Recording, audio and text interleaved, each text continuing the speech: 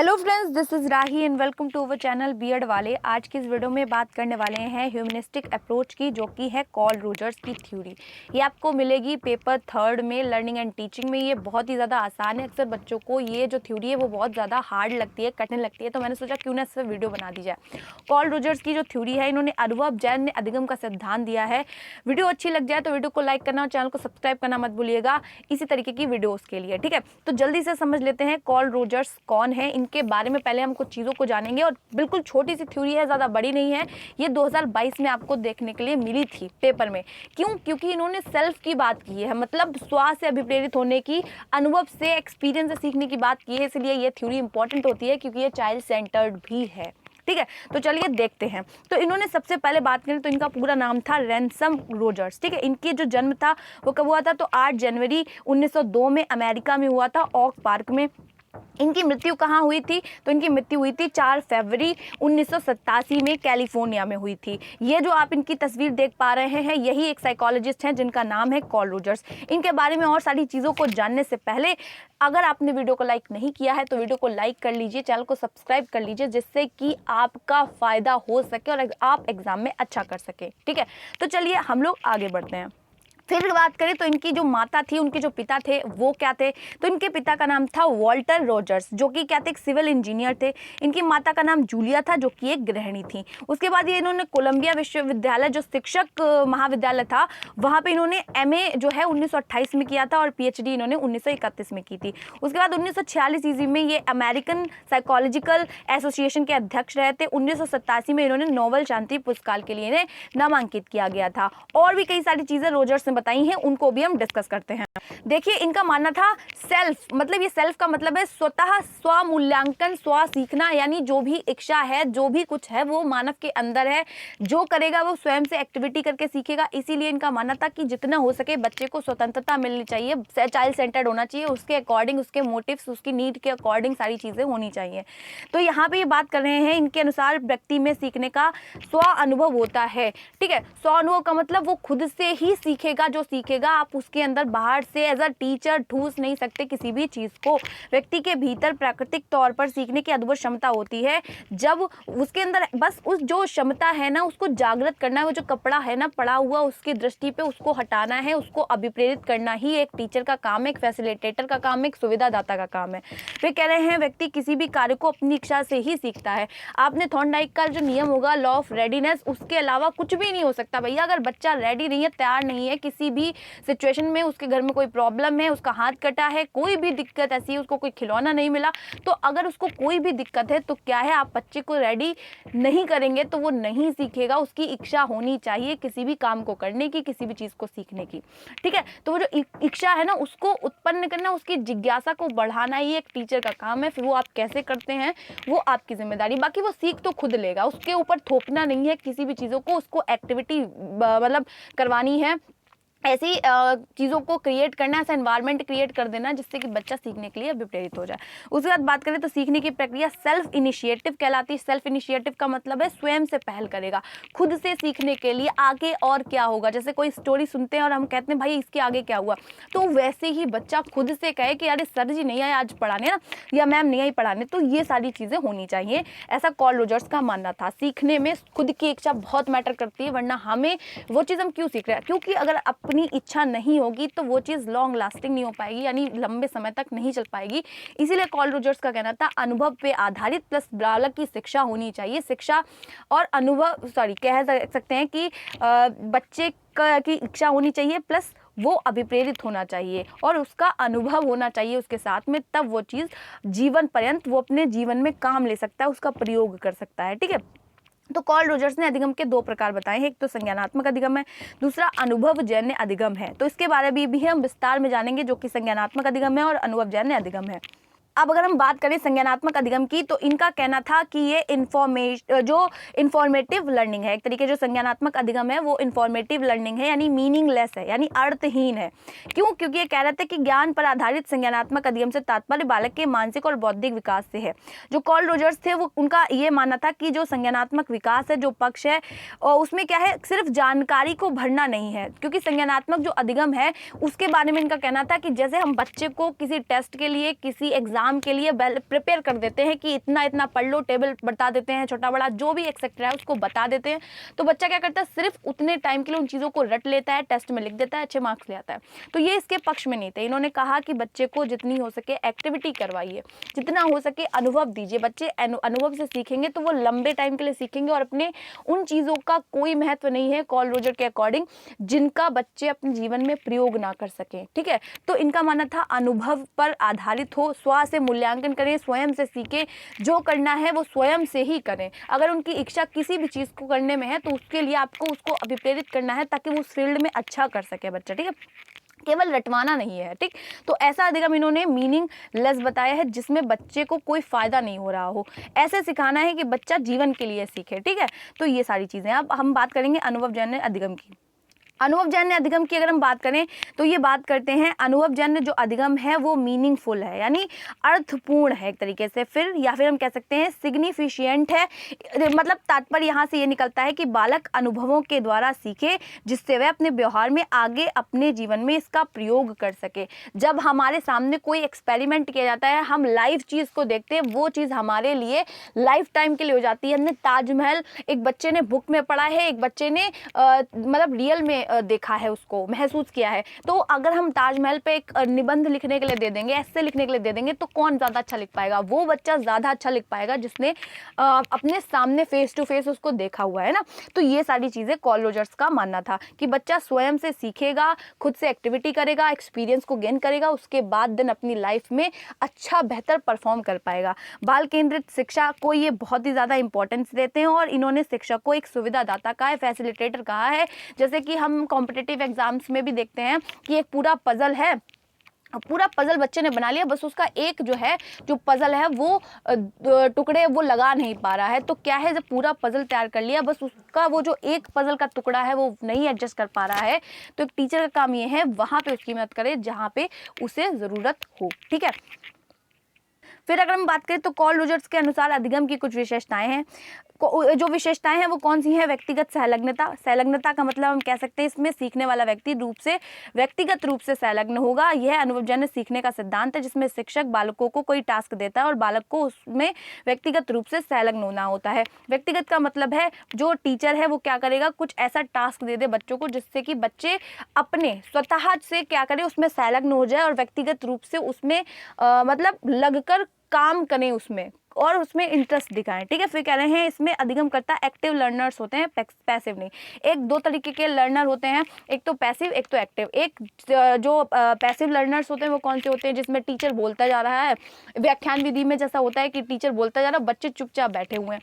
ठीक है, लेकिन एक्टिव में क्या होता है कि प्रश्नोत्तर विधि जैसे होती है कि टीचर कुछ पूछ रहा है, जो बच्चे हैं वो क्या कर रहे हैं, आंसर कर रहे हैं। तो उसमें क्या है, एक्टिव पार्टिसिपेशन है बच्चों का, जिसमें चाइल्ड एक्टिव होते हैं, सक्रिय होते हैं। वो विधि या वो अप्रोच सबसे बेहतर मानी जाती है, क्योंकि शांत बैठने वाले बच्चे बिल्कुल भी नहीं सीखते। मुझे ऐसा लगता है जब बच्चा एक्टिविटी कर रहा है, लोगों को शायद पसंद हो, लेकिन जब बच्चा एक्टिविटी कर रहा है उस समय बच्चा ज़्यादा बेहतर सीख रहा है, ऐसा कॉल रोजर्स का मानना था। फिर कह रहे हैं बाल केंद्रित है, ये जो हमारी जो उपागम है, अप्रोच है, वो बाल केंद्रित है और यह अधिगमकर्ता को व्यक्तिगत रूप से होने के ऊपर कार्य करता है, क्योंकि जब अधिगमकर्ता व्यक्तिगत रूप से संलग्न होता है तो वह अच्छे ढंग से सीख पाता है। व्यक्तिगत का मतलब पूर्ण रूप से उसकी सहभागिता होती है, किसी भी कार्य को करने में उसकी पूर्ण इच्छा होती है, विप्रेरित होता है, अकेले उस काम को करने में बिल्कुल कॉन्सेंट्रेशन होता है, उसका केंद्रित होता है, तब वो किसी काम को अच्छा सीख पाता है। इसकी हम चौथी विशेषता देखते हैं। फिर देखिए इसमें कहा गया है कि बालक को स्वप्रेरित होना चाहिए तथा जिसका शिक्षण उसकी आवश्यकता के अनुसार होनी चाहिए। बालक की आवश्यकताओं के आधार पर ही समस्याओं को हल करने के लिए दिया जाना चाहिए, जिससे कि वह अपनी आवश्यकताओं के आधार पर अपनी समस्याओं को सुलझा सके। देखिए जितनी भी चीज़ें हैं वो बच्चे की एज को देख के, उसकी नीड्स को देख के, मोटिव्स को देख के, ये सारी चीज़ों को देखने के बाद ही बच्चे को क्या किया जाना चाहिए, समस्याओं को दिया जाना चाहिए, उसकी आवश्यकताओं के आधार पर उसको पढ़ाना चाहिए, उसकी समस्याओं को हल करने के लिए उसको प्रेरित करना चाहिए, उसको कई तरीके के, जैसे नहीं हम ऑप्शन दे सकते हैं कि तुम किस तरीके से अपनी समस्याओं को सुलझाना चाहते हो, उसको खुद ही सिलेक्ट करने देना है। ठीक, उसकी समस्याओं को सुलझाने में उसकी मदद करनी है, जो उसके मन में कॉन्फ्लिक्ट चल रहा है वो।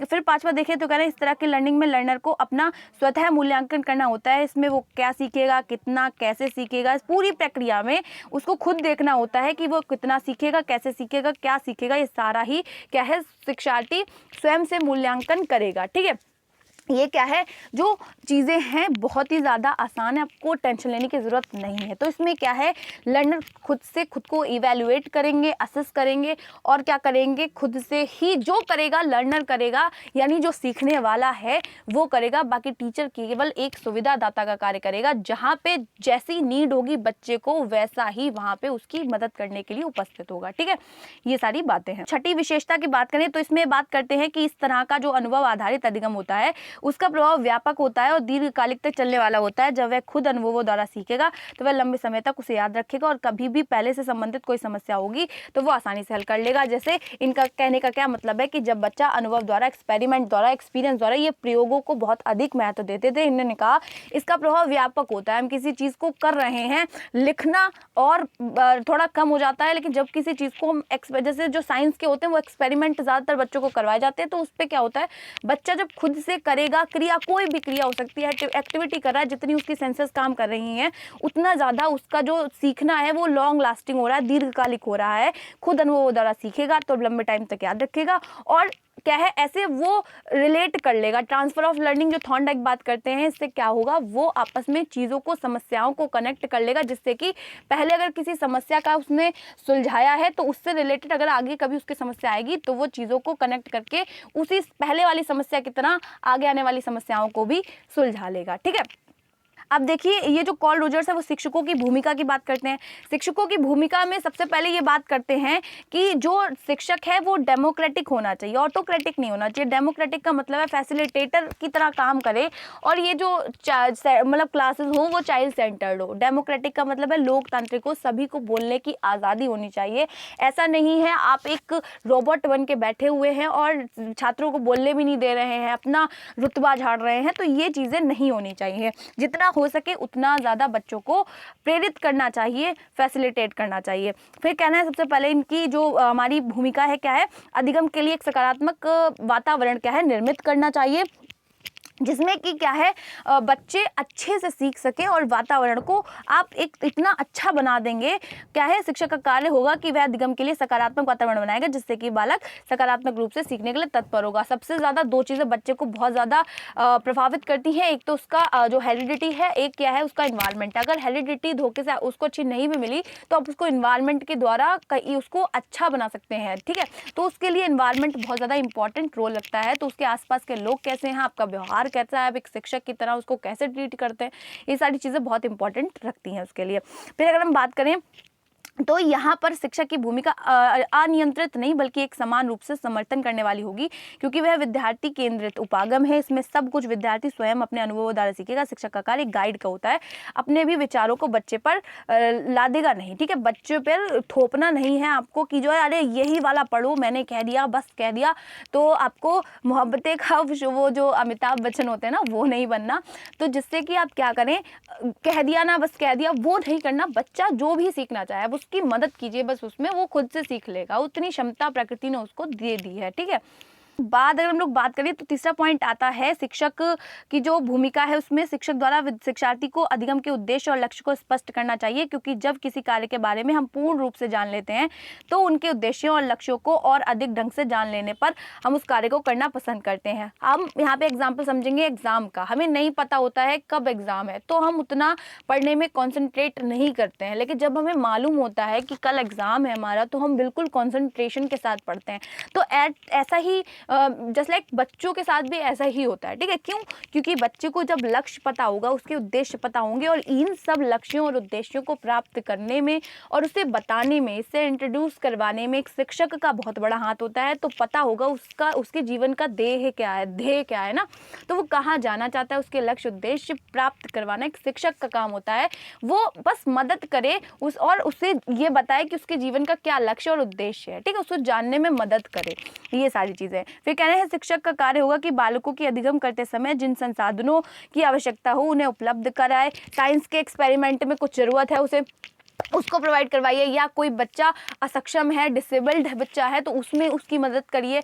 जहाँ पे जो चीज़ जैसी नीड हो वैसी उसको उसकी नीड्स को फुलफिल करना एक शिक्षक का काम है, ठीक है। फिर कह रहे हैं जिस तरह की अधिगम की बातें कॉल रोजर्स ने की हैं उसमें उन्होंने बताया कि अधिगम बौद्धिक अवयव और संज्ञानात्मक अवयव दोनों पर आधारित होता है, यानी केवल मानसिक रूप से ही नहीं, मतलब उसके इमोशंस और उसकी जो मेंटल जो प्रोसेस है उन सभी का मिक्सचर एक तरीके से, ठीक है। जो ज्ञान है, जो भी चीज़ें हैं, जो अधिगम है, लर्निंग जो चीज़ें हैं, वो क्या है, मिक्स एंड मैच है। कुल मिला के सारी चीज़ें मैशअप होती हैं, सारी चीज़ें मिली हुई होती हैं, चाहे वो शारीरिक, मानसिक, संवेगात्मक स्तर पर सारी चीज़ें मिली हुई होती हैं। उन सभी चीज़ों को मिला के क्या होता है, अधिगम हो पाता है, यानी सीखना हो पाता है। अधिगम कहते हैं सीखने को, ठीक है। तब सीख पाता है जब वो मेंटली, इमोशनली, फिजिकली सारे तरीके से फिट होगा, तब सीख पाएगा। तो उसका अवयव है। तो कह रहे हैं शिक्षक को क्या है, बौद्धिक और संवेगात्मक जो अवयव हैं उसमें क्या करना पड़ता है, संतुलन बैठाना पड़ता है। इमोशनली भी उसको मतलब देखना पड़ता है कि बच्चा ठीक तो है, और बौद्धिक स्तर पर मेंटली अगर वो परेशान है किसी बात को लेके तो उसमें भी उसकी मदद करना, उसमें तालमेल बैठाना है जिससे कि वो बेहतर और अच्छा सीख पाए, ठीक है, मतलब इम्प्रूवमेंट आ पाए बच्चे में। उसके बाद अगर हम लोग देखें तो शिक्षक को अपनी भावनाओं को भी बांटना चाहिए, और विद्यार्थी की जो समस्याएं हैं उन्हें उसमें मदद करते हुए वह उन समस्याओं को और किन किन तरीकों से सुलझा सकते हैं यह भी बताना शिक्षक की भूमिका के अंतर्गत आएगा। यानी शिक्षक क्या करे, अपनी मतलब प्रॉब्लम नहीं बतानी है, अपने एक तरीके से एक्सपीरियंस को शेयर करना है, अपने अनुभवों को बच्चों को बताना है कि उन्होंने अपनी लाइफ में कैसे सफ़र किया, या किसी की स्टोरी सुना के उनको मोटिवेट कर सकते हैं, और बच्चों की भी समस्याओं को सुने और उनको ये भी बताएं कि इन समस्याओं का समाधान कैसे हो सकता है, ताकि बच्चे में कॉन्फ्लिक्ट ना बैठा रहे, वरना वो मलएडजस्टेड पर्सन हो जाएगा, यानी मतलब उनका समायोजन हो जाएगा। अगर आप खुद ही फ्रस्ट्रेट हैं, एक एज अ टीचर फ्रस्ट्रेटेड है, तो बच्चे को भी फ्रस्ट्रेट कर देंगे आप, है ना। तो ऐसा आपके अंदर आपकी जो शारीरिक जो क्षमताएं हैं, जो मानसिक क्षमताएं हैं, वो भी ऐसी होनी चाहिए जिससे कि आप बच्चे में सकारात्मकता को उत्पन्न कर पाएं, ठीक है। फिर कह रहे हैं अब विद्यार्थी चयनित करेगा, यानी आप विद्यार्थी की कोई समस्या है उसको सुनेंगे, उसको एडवाइस देंगे, कई तरीके की एडवाइस का मतलब है परामर्श देंगे, उसका मन करेगा तो वो रखेगा, अन्यथा की स्थिति में वो नहीं रखेगा। उसका जैसा जो मन करेगा, जिस भी परिस्थिति को, जिस भी स्थिति को चुनने का, जिस भी परामर्श को चुनने का मन होगा वो सिलेक्ट करेगा, उसके अनुसार अपनी समस्याओं का समाधान कर पाएगा, किस परिकल्पना का प्रयोग करेगा, समस्या को सुलझाएगा, और स्वतः मूल्यांकन खुद से देखेगा कि मेरी क्या गलती रह गई। जैसे आपने उसी को टेस्ट करने के लिए दिया और खुद ही से कहा कि अब कॉपी चेक करके बताओ कि इसमें क्या गलती है, तो वो क्या कर रहा है, स्वतः का मूल्यांकन कर रहा है। इसी प्रकार वह जीवन में भी देख पाएगा कि हमारी गलती कहाँ पर रह गई और अब हमें कितना अच्छा आगे करना है, कहाँ पर कौन सी गलती है और किस तरीके से उसको हैंडल किया जाए। तो ये ऐसा माना था कॉल रूजर्स का, ठीक है। अब इन्होंने कुछ सिद्धांतों पर बात की है, उसको भी देखते हैं। ये ज़्यादा बड़े सिद्धांत नहीं है, इन्होंने यहाँ पे सीधा बात वही हुई है, विषय वस्तु पर आधारित होना चाहिए, विद्यार्थी की आवश्यकता, जरूरतों, सामाजिक आवश्यकताओं के आधार पर अनुभूत होना चाहिए। यदि हम ऐसा करेंगे तो जो लर्निंग है, सॉरी यहाँ पे लर्निंग ठीक ढंग से होगी, यहाँ पे लर्निंग होगा। कह रहे हैं जो भी पाठ्यक्रम है, जो भी सिलेबस है, जो भी करिकुलर एक्टिविटी है, को करिकुलर एक्टिविटी है, वो सब कुछ समाज की आवश्यकताओं के आधार पर होनी चाहिए, कि समाज के जो नागरिक हैं वो आगे चल के राष्ट्र का बच्चा ही तो आगे जाके नागरिक बनेगा, उस राष्ट्र का निर्माण करेगा।